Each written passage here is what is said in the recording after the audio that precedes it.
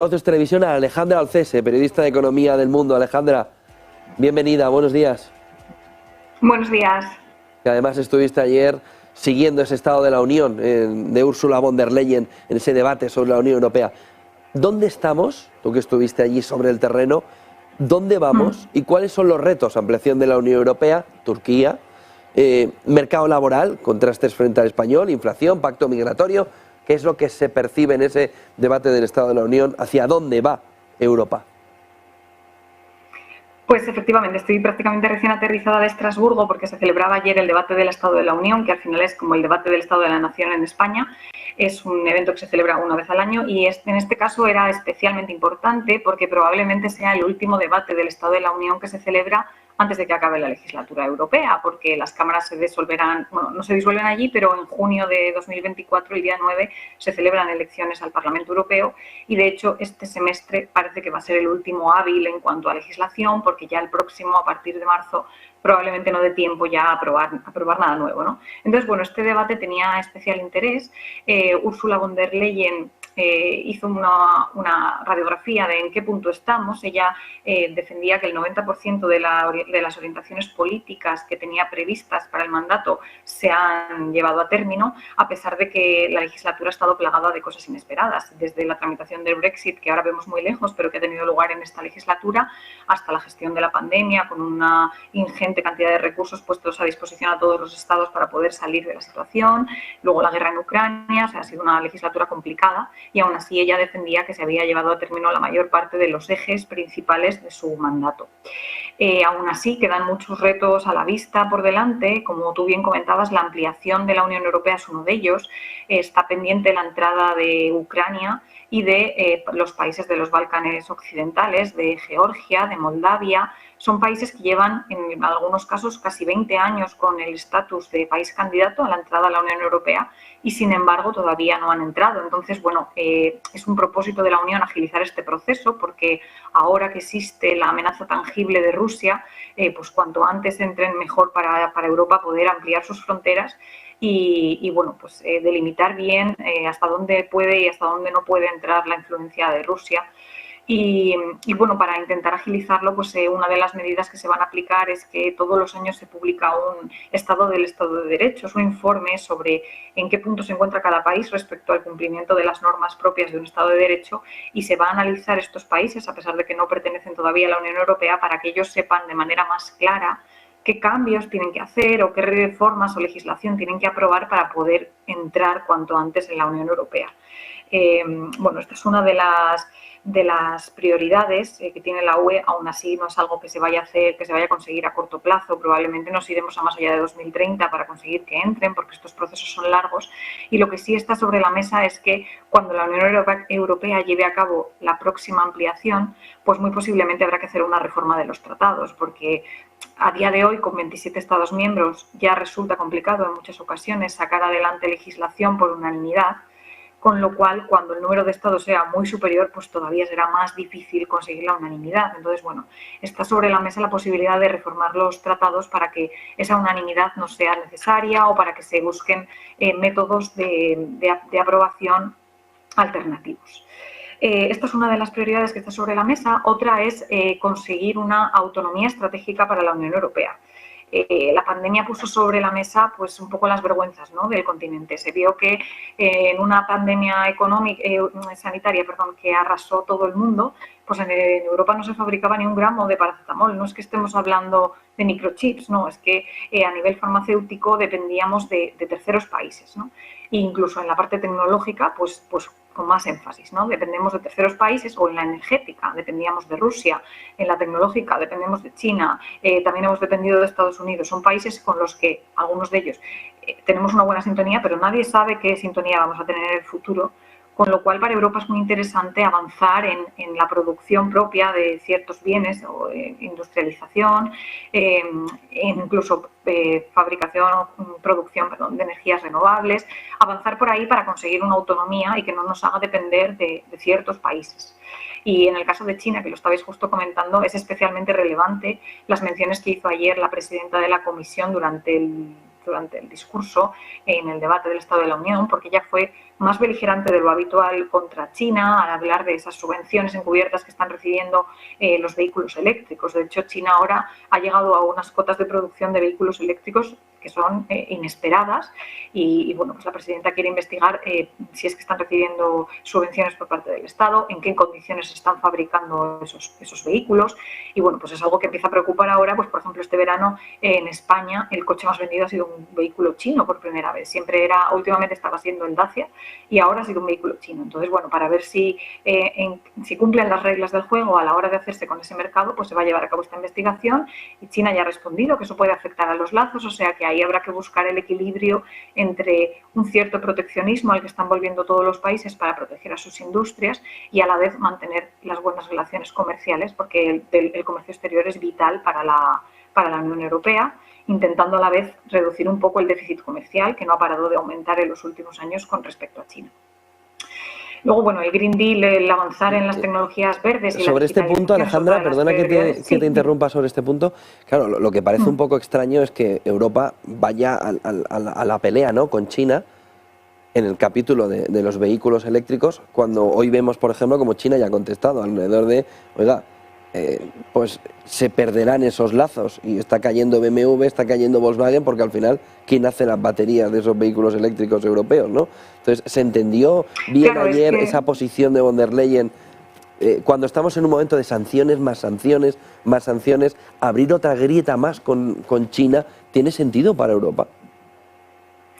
Yo no sé yo creo que ella fue clara, ¿no?, en su exposición y dejó claro que China estaba en el punto de mira. Es verdad que luego Borrell, el alto representante de Asuntos Exteriores, matizó un poco sus palabras en una reunión con la prensa y dejó claro que es verdad que ella había dicho que había que hacer algo porque el déficit comercial que tenemos con China se ha multiplicado por 3 en los últimos años, pero al mismo tiempo hay que saber mantener las relaciones. Es muy importante que Europa mantenga unas buenas relaciones con China porque China nos vende y nos compra y al final lo necesitamos. Y por eso, últimamente, yo que estuve viviendo en Pekín en el año 2017-2018, que fue cuando se recrudeció la guerra comercial con Estados Unidos, pues estaba siempre ese problema de cómo se posiciona la Unión Europea ante la situación de China, en el sentido de que dependemos de ella, necesitamos sí o sí mantener unas buenas relaciones comerciales con China, pero al mismo tiempo pues deberíamos o nos vemos en esa tesitura de denunciar las vulneraciones de los derechos humanos, el que no haya unas condiciones iguales de juego a nivel económico, porque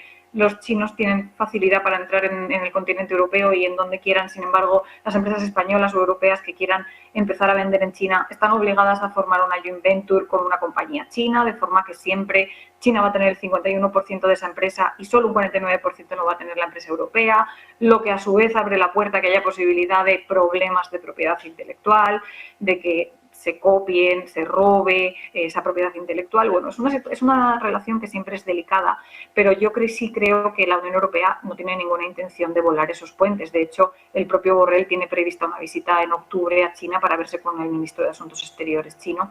Y yo creo que la idea es esa, hablar un poco, dejar un poco claras, investigar incluso, pero sin que las relaciones se resientan, porque eso perjudica a nivel mundial. Cuando China se enfada con un país, digamos, y interrumpe las relaciones comerciales, eso afecta al comercio exterior en todo el mundo.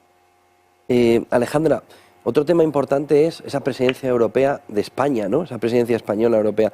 ¿Se puede considerar ya en este mes de septiembre que esto es una oportunidad perdida ya? Bueno, no sé si tanto, pero sí que es verdad que fuentes parlamentarias muestran, incluso de la propia organización del Parlamento Europeo, pues un cierto disgusto porque de alguna manera las elecciones generales de julio dejaron un poco diluida esa importancia que se le pretendía dar a la presidencia española del Consejo de la Unión Europea. Esta presidencia se ostenta una vez cada 12 años, cada país tiene más o menos una vez cada 12 años la presidencia, con lo cual es una oportunidad buena para destacar la importancia internacional del país, empujar aquellos asuntos que sean de especial interés. Y sí es verdad que dado que el Gobierno celebró elecciones, o sea, anticipó las elecciones al mes de julio, pues ni siquiera el presidente Pedro Sánchez todavía, hay que tener en cuenta que la presidencia empezó en junio y acaba en diciembre, y a septiembre todavía no ha ido al Parlamento Europeo a presentar cuáles son las prioridades de España. No fue en julio, no ha ido en esta ocasión, que es algo que se le ha reprochado un poco, e incluso pues hay parlamentarios, eurodiputados, por ejemplo, del Grupo Popular, que le acusan un poco al presidente de que quizá no ha ido al Parlamento Europeo porque quiere evitar esa foto con Carles Puigdemont, ¿no? Que estaba allí sentado ayer en el hemiciclo. Y el hecho de que no haya ido a presentar las prioridades, pues bueno, muestra cierta, a lo mejor, falta de interés de cara a la tarea, que no deja de ser importante. Incluso puede ser que ya haya que esperar a octubre o diciembre para que el presidente vaya cuando ya prácticamente esa presidencia esté terminando. La presidencia es una oportunidad para empujar aquellos temas que más nos interesan, y también había eurodiputados que decían que el gobierno había dejado de empujar con tanta vehemencia algunos asuntos porque al estar en funciones en España pues podía sentir que no tenía tanta autoridad como para empujar. Y es verdad que en esta presidencia hay 175 dosieres abiertos. Es imposible que se vayan a cerrar todos y sería importante que se cierren los prioritarios porque, como os comentaba antes, en la próxima presidencia, que es la belga, que se celebra en los 6 primeros meses de 2024, realmente solo van a ser hábiles los 3 primeros meses, hasta marzo. Todo lo que no se haya aprobado hasta marzo ya no va a dar tiempo a aprobarlo porque en junio se celebran elecciones, con lo cual ahí podríamos ver un parón legislativo bastante amplio de muchos meses en la Unión Europea, y es interesante que ahora se empuje todo lo que corre prisa. Pues, por ejemplo, para España las reglas fiscales es uno de los temas que quizá correría prisa, ¿no? Porque las reglas fiscales, que es estas normas que establecían, porque desde la pandemia están desactivadas, que los países miembros no deberían tener un déficit superior al 3% del PIB y que la deuda pública debería ir reduciéndose hasta situarse en el 60% del PIB, esto está desactivado. La Unión Europea está negociando para modificar estas reglas porque se dice que ahora mismo son demasiado rígidas y sobre todo que no tendría mucho sentido que volvieran a estar en vigor como están definidas ahora, porque ningún país las cumpliría, España entre ellos. Con lo cual merece la pena impulsar esa reforma antes de 2024, porque si el 1 de enero de 2024 no se han conseguido reformar, volverán a entrar en vigor las que estaban antes de la pandemia, estas que os digo que son difíciles de cumplir. Con lo cual, ese esfuerzo merece la pena, pero no parece que sea algo de lo que se esté impulsando con especial interés durante nuestra presidencia, por lo menos de momento. ¿Qué sensaciones viviste allí también en Estrasburgo alrededor de ese proceso para que catalán, euskera y gallego sean lenguas cooficiales que se hablan en Europa, de ese tema de ampliar el número de lenguas oficiales en la Unión? Pues ahora mismo en la Unión Europea hay 2 procesos abiertos. Por un lado, el Gobierno pidió ya hace meses, antes de las elecciones, pidió al Parlamento Europeo que permitiera el uso de estas 3 lenguas en los plenos, el uso diario, digamos, ¿no? Que cuando un eurodiputado va al estrado, si quiere, puede hacerlo en catalán, en euskera o en gallego. Esto se rechazó en su día y ahora el Gobierno lo ha vuelto a pedir a la mesa del Congreso. De manera paralela, el Consejo Europeo se reúne el próximo martes, creo que es día 19, para decidir si acepta que estas lenguas pasen a ser oficiales. Esto se tiene que aprobar por unanimidad de los 27 Estados miembros y ya ha habido algunos que han dado a entender que no están muy por la labor de aprobar esa ampliación. Eslovaquia lo hizo hace unas semanas y ayer mismo Suecia, según un comunicado que fue recogido por Bloomberg, pues daba a entender que hasta que no hubiera un estudio de qué coste podía tener para el Parlamento Europeo ampliar el número de lenguas, pues que ellos no estaban a favor de votar en sentido favorable. Es verdad que el Gobierno reconoce que no ha hecho ese estudio, no se han planteado qué coste puede tener a nivel europeo ampliar el número de traductores, porque al final pues el hemiciclo es tremendamente grande, tiene un montón de cabinas con todas las lenguas y habría que poner 3 cabinas nuevas, y ya no solo el coste económico, sino la capacidad en recursos humanos, porque habría que contratar nuevos traductores. No está muy claro si se contrataría una persona que traduzca de euskera a eslovaco, a húngaro, a todos los idiomas de la Unión, o si se intentaría optimizar contratando, por ejemplo, una persona que traduzca de euskera a inglés y es otra persona que haga de inglés a cada uno de los idiomas de la Unión, pero al final eso ralentiza en un discurso que se está dando en directo. Pues si una persona habla en euskera hay que traducirlo al inglés y del inglés hay que traducirlo a cada uno de los idiomas, pues no solo se ralentiza el sistema, sino que supone más personal, incluso hay riesgo de que cuantas más personas intervengan en esa traducción, pues menos fiel sea el mensaje final, ¿no? Entonces, bueno, estos son estudios que no se han hecho y eso hace que algunos países pues no estén de momento por la labor por aprobarlo. Si el Consejo Europeo lo aprueba, automáticamente en el Parlamento se aceptan esas lenguas en los plenos. Si el Consejo Europeo no lo aprueba, aún así el Parlamento tiene derecho a votarlo y podría salir que sí para el uso diario o podría salir que no.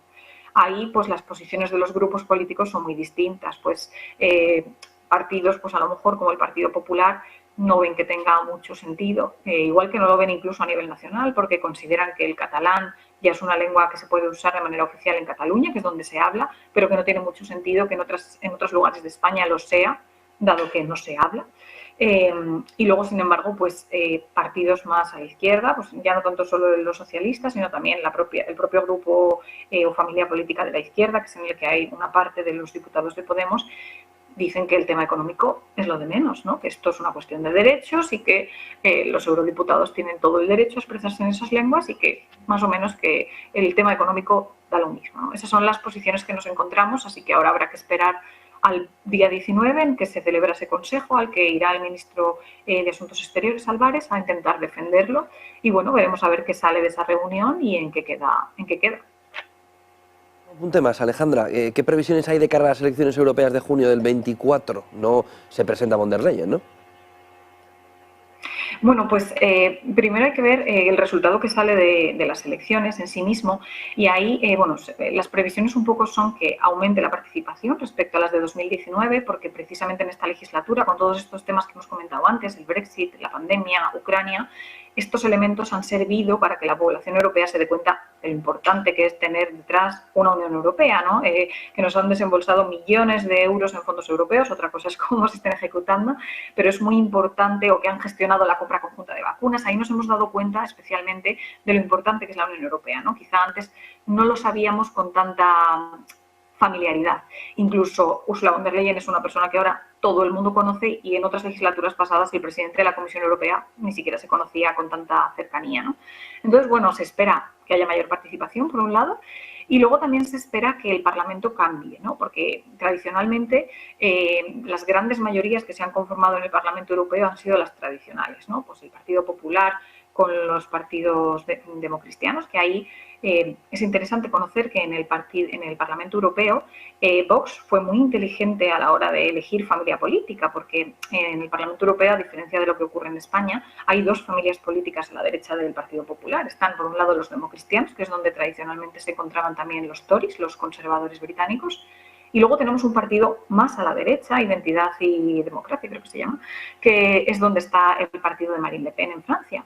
Y Vox fue muy hábil cuando entró al Parlamento Europeo porque optó por los democristianos, de manera que ha sabido sortear ese ese cordón sanitario, ¿verdad?, que se pone al partido de Marine Le Pen, de manera que ellos sí forman parte de las negociaciones.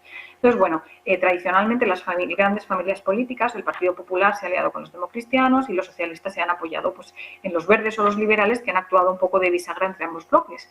Pero para estos comicios se espera que pueda haber un cambio en el Parlamento Europeo y que se conforme una mayoría más ideológica. Incluso no se descarta que la familia política en la que está Le Pen pueda ser la tercera fuerza política y que pueda entrar a formar parte de ese gobierno. Entonces, eso es algo que se mira con cierto escepticismo, no se sabe lo que va a ocurrir y dependerá en cualquier caso de cómo se conforme el Parlamento en votos. A la hora de que votemos nosotros, pues no nos va a afectar tanto porque bueno, los partidos españoles no hay ninguno que forme parte de la familia política de lo que ellos llaman la extrema derecha, porque Vox en el Parlamento Europeo no se considera extrema derecha. Y bueno, una vez se conforme el Parlamento, pues habrá que ver cuáles son las mayorías y quién opta a la presidencia de la Comisión Europea. No está claro si Ursula von der Leyen va a repetir o no.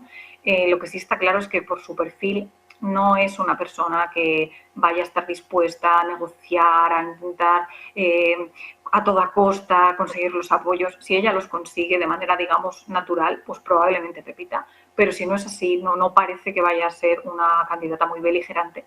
Entonces habrá que ver a quién es su otro contrincante o quién es la alternativa.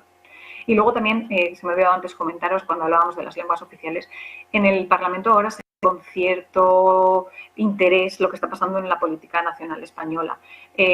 Se ha visto con cierto estupor, ¿no?, que una persona como Carles Puigdemont, al que el propio Parlamento ha quitado la inmunidad recientemente, pues haya sido visitado por la vicepresidenta segunda del Gobierno en el marco de las negociaciones para conseguir aquí una investidura. Y ahí sí que veía yo mucha división, ¿no? Había europarlamentarios que trasladaban que otros políticos europeos están preocupados, incluso el propio Borrell reconocía pues, que le preguntaban constantemente eurodiputados de otros países qué va a pasar en España, se va a aprobar una ley de amnistía, una ley de impunidad, qué va a suceder, o sea, hay cierta inquietud. Y luego, por otro lado, están los partidos, los representantes españoles del Partido Socialista o de la izquierda que dicen que esa preocupación no existe y que para nada se habla del tema. Bueno, pues el propio Borrell reconoció que sí hay cierta preocupación y esto es algo que allí pues llama mucho la atención porque, como digo, le quitaron la inmunidad incluso con los votos a favor del Partido Socialista y Puigdemont ha pasado de ser un eurodiputado que estaba en la última fila del hemiciclo porque encima no está adscrito a ningún grupo político. Incluso llegaban a decir de manera familiar, cogiendo polvo, y ahora de nuevo pasa a ser el protagonista, está en el centro de las miradas, y bueno, eso es algo que sí que está marcando un poco el ambiente de nuestra presidencia. Pues muchísimas gracias por toda esa fotografía después de ese debate sobre el Estado de la Unión. Alejandra Olcese, periodista de Economía del diario El Mundo. Buen día y buen negocio. Muchas gracias, igualmente. 10:40 de la mañana con toda esa fotografía también de lo que sucedió ayer en esa